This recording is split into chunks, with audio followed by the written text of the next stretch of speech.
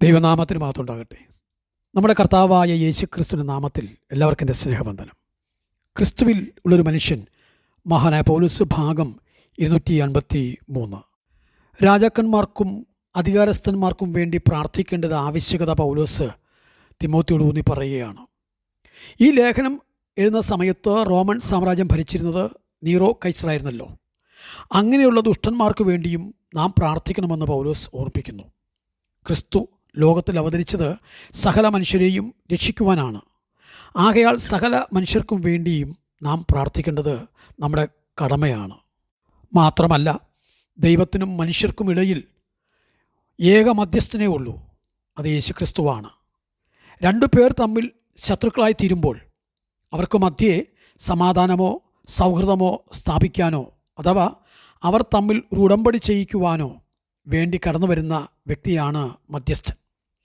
ഈ മധ്യസ്ഥൻ രണ്ടു കൂട്ടർക്കും സമ്പന്നനായിരിക്കുകയും വേണം. പാപം ചെയ്ത് ദൈവത്തിൽ നിന്നും അകന്നുപോയ മനുഷ്യനെ ദൈവത്തോട് അടുപ്പിക്കുവാൻ വേണ്ടി സ്വർഗത്തിൽ നിന്നും മനുഷ്യനായി കടന്നു വന്ന കർത്താവായ യേശുക്രിസ്തുവാണ് ദൈവത്തിനും മനുഷ്യർക്കും ഇടയിലുള്ള ഏക മധ്യസ്ഥൻ. പക്ഷെ ലോകത്തിൽ ഇന്ന് എണ്ണിയാൽ ഒടുങ്ങാത്തത്ര മധ്യസ്ഥന്മാരാണ് കാണാറുള്ളത്.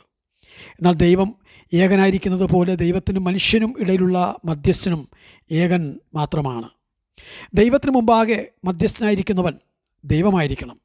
അതുപോലെ മനുഷ്യന് മുമ്പാകെ മധ്യസ്ഥനായിരിക്കുന്നവൻ മനുഷ്യനുമായിരിക്കണം. ഈ രണ്ട് യോഗ്യതയും ക്രിസ്തുവിന് മാത്രം അവകാശമുള്ളതാണ്. അതുകൊണ്ടാണ് ക്രിസ്തു മാത്രമാണ് ഏക മധ്യസ്ഥൻ എന്ന് പറയുന്നത്.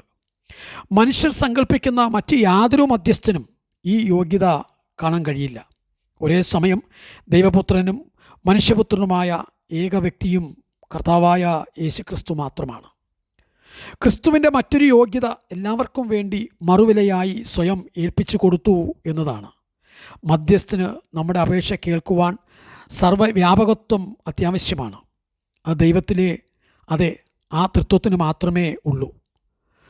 മറ്റൊരാളോട് കഴിക്കുന്ന പ്രാർത്ഥനയും അവർക്ക് കേൾക്കുവാനോ അത് ദൈവമുമ്പാകെ ഉയർത്തിക്കാണിക്കുവാനോ കഴിവില്ല. ഒരു അടിമയ്ക്കോ ഒരു തടവുകാരനോ വേണ്ടി നൽകുന്ന മോചനദ്രവ്യമാണ് മറുവില എന്ന് പറയുന്നത്.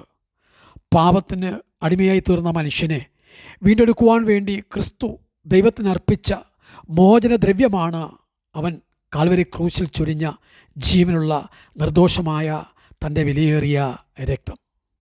പഴയ നിയമത്തിൽ യോബിൻ്റെ പുസ്തകത്തിൽ 9-ാം അധ്യായത്തിന് 33-ാമത്തെ വാക്യമുണ്ട്. അതിങ്ങനെയാണ്: ഞങ്ങളെ ഇതുവരെയും പറഞ്ഞു നിർത്തേണ്ടതിന്, നോക്കണമേ, ഞങ്ങളെ ഇരുവരെയും പറഞ്ഞു നിർത്തേണ്ടതിന് ഞങ്ങളുടെ നടുവിൽ ഒരു മധ്യസ്ഥനുമില്ല എന്ന ഒരു കരച്ചിൽ അവിടെ കാണുന്നു.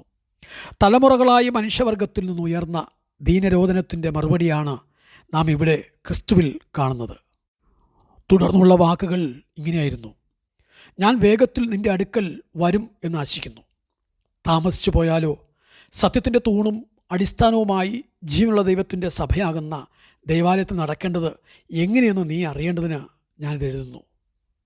ഇങ്ങനെ സഭയിലെ മൂപ്പന്മാർക്ക് വേണ്ട 14 യോഗ്യതകൾ 3-ാം അധ്യായത്തിന് 1 മുതൽ 7 വരെ പൗലോസ് രേഖപ്പെടുത്തുന്നു. തുടർന്ന് ശുശ്രൂഷകളുടെ യോഗ്യതകൾ 8 മുതൽ 13 വരെയും. ജീവനില്ലാത്ത വിഗ്രഹങ്ങളുടെ ആലയമല്ല സഭ, അത് ജീവനുള്ള ദൈവത്തിൻ്റെ ജീവനുള്ള ആലയമാണ്. ദൈവം വിശ്വാസികളുടെ ഹൃദയത്തിൽ വസിക്കുന്നതുകൊണ്ട് അവരാണ് ദൈവത്തിൻ്റെ സഭ.